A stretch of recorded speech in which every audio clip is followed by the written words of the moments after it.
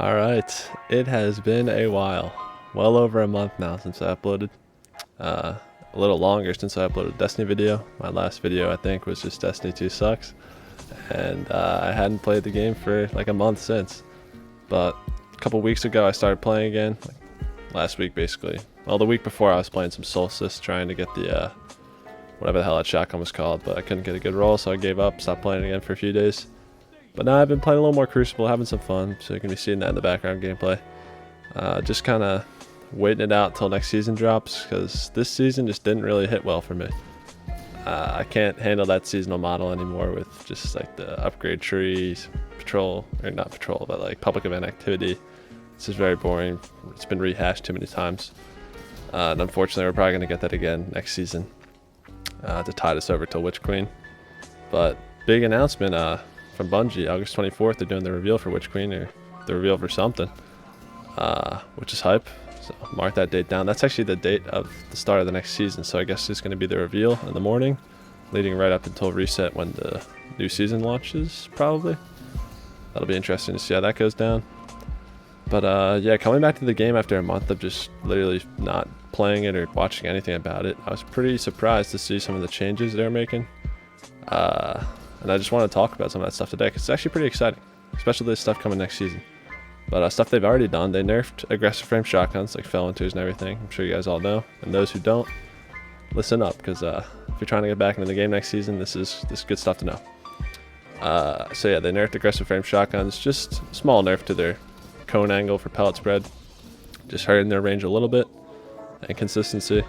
120 RPM hand cannons got nerfed again. They nerfed their damage, so now they only hit 80 to the head. Not enough to get a 1-stack and Rampage 2-tap anymore, unfortunately. So they're basically done for me. I love that about them, and otherwise I'd rather use 140s for their faster time to kill. They also nerfed their range by another meter, so 140 hand cannons are just that other meter closer. And something like the Palindrome Adept, it's almost as good as a 120s range at this point, probably backed by like a 4 or 5 meters. So it's worth using in my opinion for the faster TTK. Deadman's Tail got nerfed. Wasn't a crazy nerf, but the gun is not being used as much. It's much harder to hit headshots with while hip firing, and just overall solid nerf. Got the casuals off of that cringy Lion Rampant build where they just float around in trials and shoot you. So that's saved. Next season, 3 peeking is going away. Don't forget about that. That is huge. Unfortunately, if cheaters stay the way they are and you don't have 3 peeking and stasis is as nerfed as it is, we're toast. We're going to get mauled. There'll be no counter to them anymore, but hopefully Bungie's got some sort of anti-cheat planned, because not only are cheaters potentially going to be on the rise, but crossplay is being introduced. So if cheaters are on the rise and console players have to experience that too, this game is going to suffer next season. But crossplay is coming. You can opt out of crossplay and one on console, but PC players, if you're playing with a console player, you'll be in the crossplay thing. But PvE is all crossplay. It's just for PvP. You can opt out on console so you can avoid cheaters and just avoid playing against PC players, because we're pretty greasy. They were talking about a bunch of stuff as far as supers go, and there were some pretty awesome changes.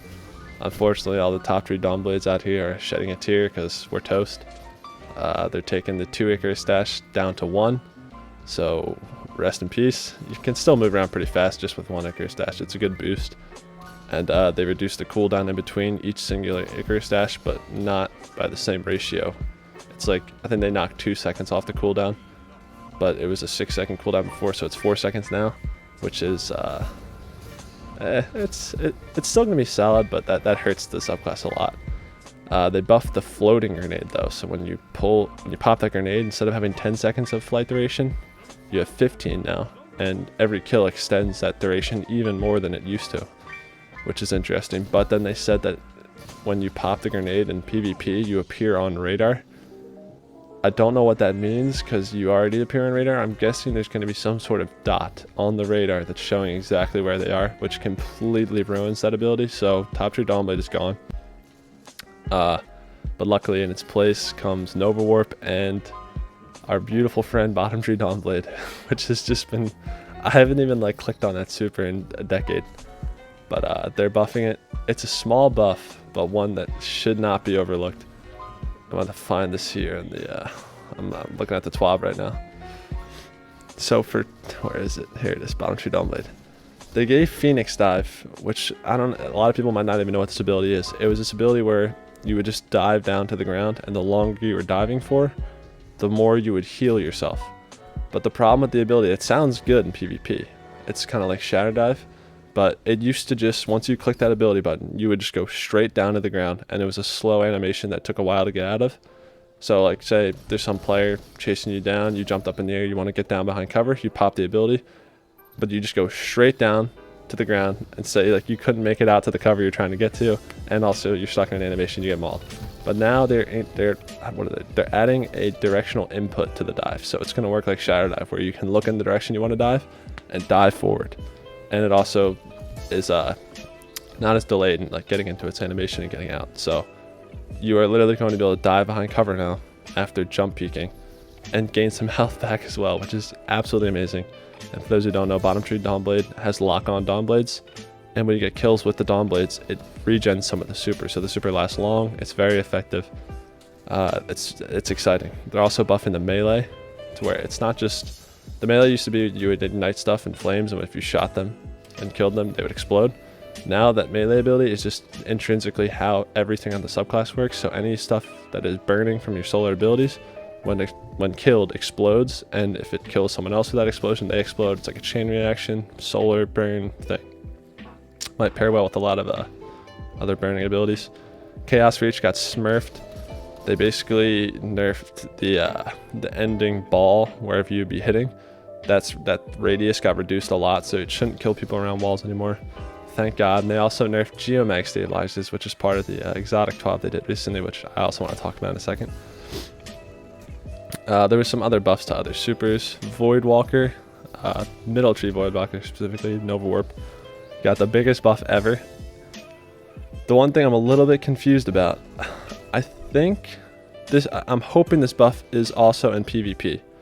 They specifically said that this stuff was for PvE to like increase its effectiveness, but like, so they said increased damage versus PvE combats by 100%. Obviously that's just for PvE, but then they said this is for handheld supernova. Then they said increase hold time from 2.5 to 3.2 seconds. I don't know if this is PvE only. If it's for PvP also, that's huge, because Nova Warp used to be able to charge it up and hold it for a really long time, walk around with it, and then throw it. The handheld supernova, which I don't know, it was pretty broken. But then they reduced that, so you had to like really time it well. I think this is a buff for PvE and PvP, so it's big for PvP.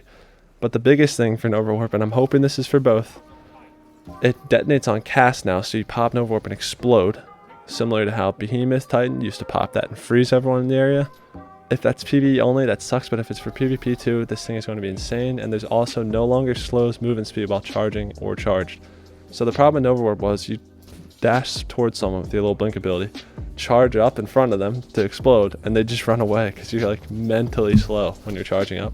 If you can stay moving at like your normal glide across the ground speed, this is going to be extremely powerful. I'm hoping these changes are for both PvE and PvP, because I love that super back in the day, back when it was busted, so I'd love to use it again. But this is just awesome. Like, even though Top Tree Dawn's going to go away most likely, and Celestial Fire got nerfed too, the melee, but I don't know how extreme that would be. It might be pretty extreme, but it doesn't really matter. Once Icarus Dash got nerfed, I'm out. But yeah, being able to use Bottom Tree Dawnblade and Nova Warp next season would be really fun. It would mix things up a lot, which I always like to see. Some changes to the game. I think Hunter's got some buffs here and there. I'm not a Hunter. I mean, the buffs weren't, like, the biggest buffs and nerfs were to the Warlocks. They're getting a lot of change arounds. For Middle Tree Strikers, Thunder Crashes, they just randomly buffed Inertia Override. The buff is for 4, instead of 4 seconds of a damage buff when you slide of ammo, it's 6 seconds now. It's like, okay, thanks. That was already a really good ability.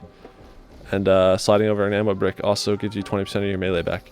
So, I mean, it's alright. I like Thunder Crash. That was my subclass once Behemoth got nerfed, so I'll use that again. They did some small buffs to the Stasis Supers because they were kind of crumbs. They increased the movement of the Behemoth melee now. Like your Shiver Strike, I think it's called. Because that thing was slow as hell. There you go. Yeah, that needed a buff. So it's good to see that.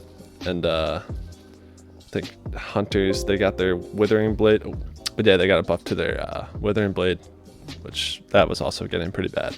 So the projectile speed's a little bit faster now, and the tracking also got increased a little bit. So that's fun, because the slowness effect from that is obsolete at this point. It's like under 2 seconds if you don't have that one fragment on.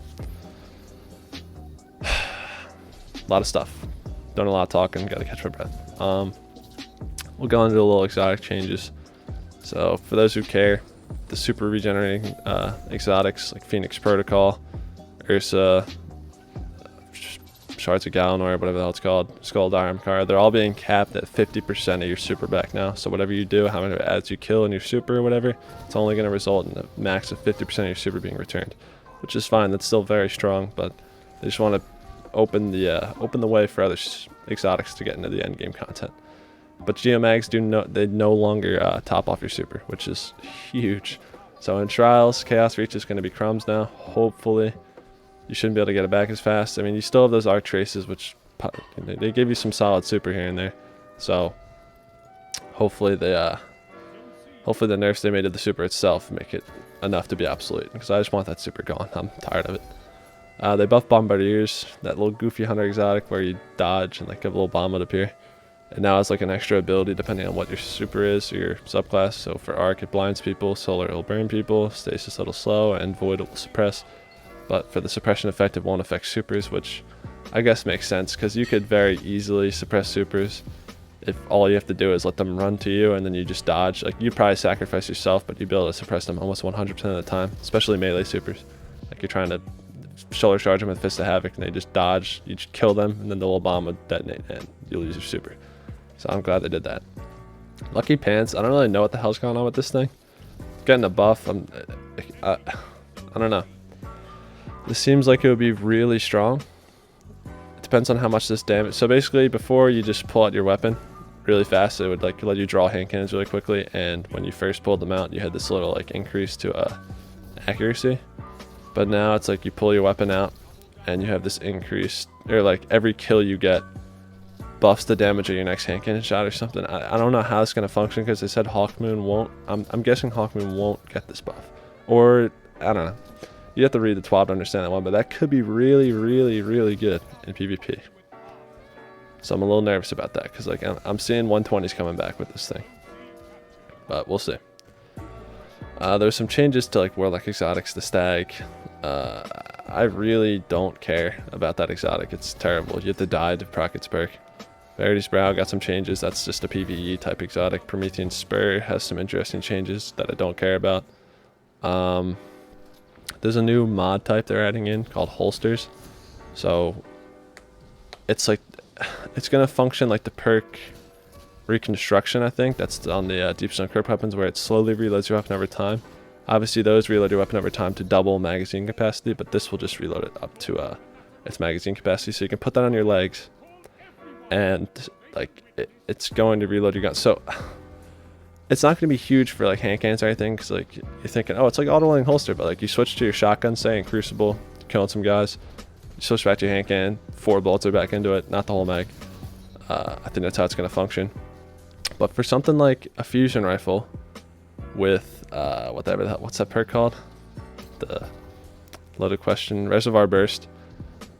All the new fusions with that perk that got introduced couldn't roll auto-loading holster, and that's why it was so good on the loaded question. You'd shoot the gun, switch to something else, get some kills, switch back, and you had that Reservoir Burst procced again, and you could shoot it again at full magazine capacity. Even though this perk, this new holster mod, doesn't reload your gun fully, all it needs to do is reload 1 bullet into your weapon, and that's all you need to reproc Reservoir Burst. So those guns, those fusions with Reservoir Burst, are going to be loaded questions again. They're going to be very good. I'm really excited about that, because I grinded out the plug one, so I'm going to be using that again in PvE. That's hype. But everyone's going to be running these holster mods, because Scavenger mods, the other mod that was in the leg slot, you can only have 1 of them now. 2 of them don't increase the amount of ammo you get. You just have 1 Scavenger mod in PvE, 1 Scavenger mod in PvP. You get 2 bricks now. You can't get up to 3, or 2 special ammo. You can't get up to 3 anymore, which is fine. That's really good. they're trying to make nerfs to special weapons in general and just the special ammo economy, so it's special weapons aren't as like spammable and you can't have like endless uptime on them, which I respect. One change I was thinking in my head, I was playing PvP, I killed some guy, and I just looked at the special brick on the ground, and there was a 20 or 25 second timer till it despawned.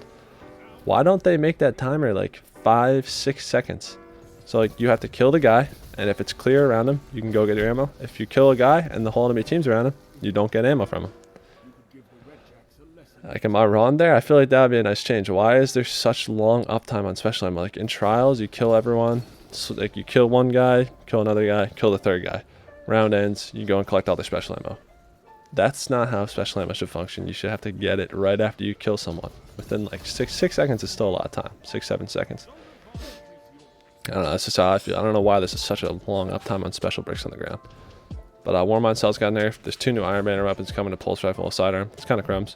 Pulse Rifle might be good. I don't care about sidearms. But maybe I will care about them because next week, or next Thursday, they're doing a TWAB on weapons. And to end off the video, I just want to talk about what I'd like to see in that TWAB. The main thing I'm looking for in this new weapons TWAB is not necessarily buffs to like overall weapons, but just buffs to certain archetypes of weapons. So like fusion rifles. High impact fusion rifles have dominated that weapon archetype for forever. They're the only thing that's viable in PvP because the way fusion rifles function, each bolt does a certain amount of damage, and the higher impact fusions have the highest damage bolts, so you need to hit the least amount of them. And fusions have very unpredictable spread, uncontrollable spread. It's basically just a shotgun that can go straight for longer. So high impact fusions only needing to hit 4 or 5 bolts, I believe, are always going to be the best because those 4 or 5 bolts are going to hit a lot more consistently than say the lowest or the fastest charge time fusion, which needs to hit every single one of its bolts to get a one-shot kill because it does less damage per bolt. And the spread doesn't get any better for those lower impact or those higher, the lower impact fusion rifles. It's kind of hard to talk about them because it's lower impact, higher charge time. So yeah, I'd like to see some of those lower impact fusions get buffs to maybe their spread so that they can be more consistent in like those close ranges so they can actually compete, because they literally cannot one shot. There's no point in using them over a shotgun. They have the same range, but they charge. So I'd like to see some buffs to those lower archetypes scaling up and making them more effective at each of their given meter ranges. And then obviously if you want to hit from the furthest away, you're going to use the high impact, but say you want to spec more around a close quarters shotgun stopper, you can choose the more mid to low range impact fusion. I'd like to see that because I want to see different weapons become meta every season, because that's just how this game's going to have to function now. It's going to be a platform. They're going to keep adding stuff for years and years to come, so they might as well have the weapon meta shift all the time, season to season. They don't need to make it perfectly balanced. I don't want things to be really broken, but there can be standout weapons each season. I'm okay with that. Hand cannons, I think they can stay how they are. They've been nerfed a little bit, but they're in a solid state. I'd like to see 180s though get a buff, because they're just another underperforming archetype of hand cannons. I know they're strong on console, so they seem to have been doing a little bit of console PC separate sandbox stuff going on when they were nerfing certain weapons. It wasn't affecting other platforms. Maybe we could do a little separate sandbox work, even though crossplay is coming. But I don't know. I mean, that might be an option. Yeah. So yeah, 180s, I like to see them get buffed. Scout rifles, I mean, scout rifles are just scout rifles. I don't like how they feel. I don't think a lot of people do. I don't think they're all that bad in PvP. They have pretty solid accuracy, good like cone spread. They're pretty accurate. They're good at what they do. But what they do is compete at long range, and there's not really any long range maps in this game. And if there is, people are sniping on them, and snipers are better because they one shot. So that's going to have to be solved through map design and a potential nerf to snipers, which I think do need a little bit of a nerf since shotguns got their nerf. Snipers have been a little more dominant, so they're probably going to get a nerf coming their way in this TWAB, which is fine. I'm a sniper, so it's a little hard to watch when flinch gets increased another time. I don't know, I think they just want my screen to just like fly off of my actual monitor when I get hit by a bullet, because that's how bad the flinch is getting. But it's fine, because even though the flinch is so bad, I still flinch and hit headshots. It doesn't make any sense. The netcode is just so stinky in this game. Autos. I don't know why they ever nerfed 600 autos, because they nerfed them and then buffed hand cannons. Hand cannons and autos were like neck and neck fighting each other for like being meta back in Season of the Worthy. And then they nerfed 600 autos, buffed hand cannons. So autos just literally got swept off the entire face of the earth. So I'd like to see those archetypes get brought back up. 600 autos, I'd like to see them get returned to their state in Season of the Worthy. And the other archetypes get buffed a little bit up even more to match 600 autos. 360 RPM auto rifles should just function kind of like scout rifles with a full auto trigger on them. Like, they should literally just have really good range and solid time to kill, be consistent, be accurate. That's what they should be. 720s are actually not crazy bad. I think they just need the slightest up in their TTK, whether that be through increasing body shot damage to make them more forgiving, or increasing the headshot damage just to knock one more bullet off their time to kill. And there's not even 900 RPM autos. So yeah, I covered all that. 450s are really buns. They need to be like, they should make them very, very consistent and super easy to use. Just saying, like, just make it super accurate, solid range, just the most easy to use weapon ever. That's what I like to see out of 450s, because I used to enjoy using them in PvE especially, so I'd like to use them again. And a lot of these weapon changes are going to be for PvE. I'd love to see hand cannons and scouts get buffed, which they're going to do. Auto rifles as well. And SMGs are a little too strong. They can maybe, they don't need to nerf them in PvE. They can just keep them the same, buff the other archetypes. But just in general, I'd like to see this game try and focus more on just shifting the meta each season, so there's something different to do. Like, I'd just like to be able to like quit this game, hop back on another season later, and just for the game to feel completely different. Just like, wait, why is this gun buns now? Let me look up a video. Oh, this archetype got smacked around. Oh, but this gun is really good now. I'm gonna go farm that in the new activity. Like, that's just what this game's gonna be now. I'm okay with that, and I'm excited for that. As long as they can make a game like Trials stay the same and stay amazing for years to come. Like, I just want a big change to come to Trials to make it actually good. First off, they need to get those cheaters out of there. Second, they need to get rid of the elimination game mode. It's not working. They're literally having to do so much to make it work. They're nerfing supers all over the place. They're nerfing 3-peeking. They're doing all these things because all these things are too good in Trials, because there's no objective to make you push the enemy team. So the best thing to do is sit behind a wall with the sword out and charge your super. So we need an objective. Maybe bring Countdown back, make a little search and destroy type deal. I don't know, but something needs to happen to that game mode. Maybe make Skirmish from D1 the new Trials game mode. You know, those little objectives pop up, you capture them, it goes to points, you respawn. Like, don't make it an elimination game mode. I don't know. Just throwing my word in there, because that game mode is just expired at this point. I've had enough of it. The loot system for Trials is absolute diarrhea. 357 run rewards, get them out. Just make it random drops, somewhat high drop rate, lower drop rate for losing. The problem with giving a low drop rate for losing is people are just going to kill themselves and get loot. So I don't know, maybe you make it like you need to win one round or something. I don't know. That's a little tough. That's on Bungie. They're the game devs, not me. But it should go back to random drops for loot, and Flawless should stay how it is. I don't care if people are mad that adept weapons are locked behind Flawless.